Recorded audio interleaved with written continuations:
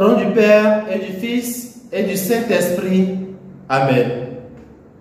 Viens, Esprit de Dieu, viens prier en nous. Viens nous vivifier par tes dons bienfaisants. Embrasse nos cœurs du feu de ton amour.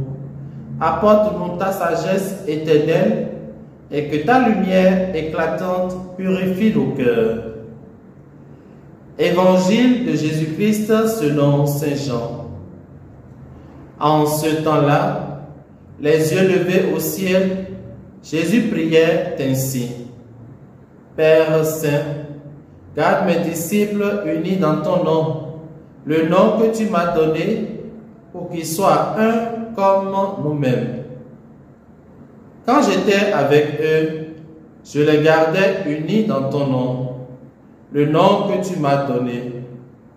J'ai veillé sur eux, et aucun ne s'est perdu, sauf celui qui s'en va à sa perte, de sorte que l'écriture soit accomplie.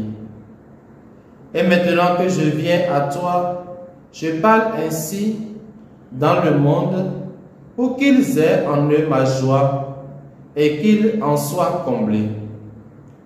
Moi, je leur ai donné ta parole, et le monde les a pris en haine, parce qu'ils n'appartiennent pas au monde, de même que moi, je n'appartiens pas au monde. Je ne prie pas pour que tu les retires du monde, mais pour que tu les gardes du mauvais. Ils n'appartiennent pas au monde, de même que moi, je n'appartiens pas au monde. Sanctifie-les dans la vérité. Ta parole est vérité. De même que tu m'as envoyé dans le monde, moi aussi je les ai envoyés dans le monde. Et pour eux, je me sanctifie moi-même, afin qu'ils soient, eux aussi, sanctifiés dans la vérité. Acclamons la parole du Seigneur. Louange à toi, Seigneur Jésus. Bien-aimés dans le Seigneur, nous sommes aujourd'hui le dimanche 12 mai 2024 et nous bénissons le Seigneur pour sa bonté dans nos différentes vies.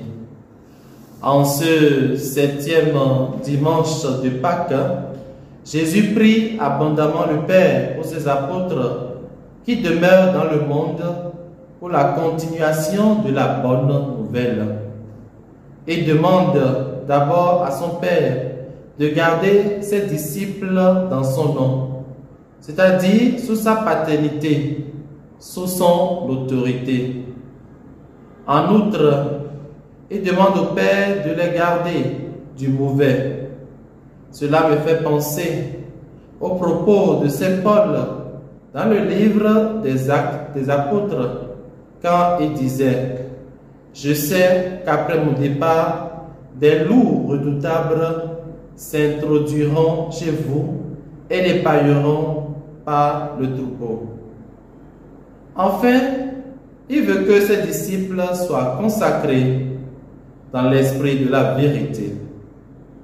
Frères et sœurs, en priant pour ses disciples, Jésus voudrait perpétuer son projet salvifique à travers eux qui seront désormais ses témoins dans le monde.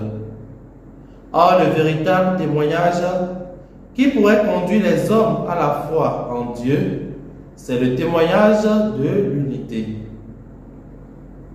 Car là où il y a l'unité, là aussi règne la paix, l'amour, la joie, le pardon. Suis-je artisan d'unité dans ma famille, dans ma communauté, dans ma paroisse, dans le presbytérium, dans ma société, dans mon groupe de prière, association ou chorale? Ou suis-je artisan de division sous toutes ses formes dans ces milieux de vie? À chacun de faire son examen de conscience. Demandons au Seigneur la grâce de se joindre à lui, afin que se réalise véritablement dans nos vies quotidiennes ce grand désir d'unité dans le Christ. Que sa bénédiction descende sur nous, maintenant et à jamais, Au nom du Père et du Fils et du Saint-Esprit. Amen.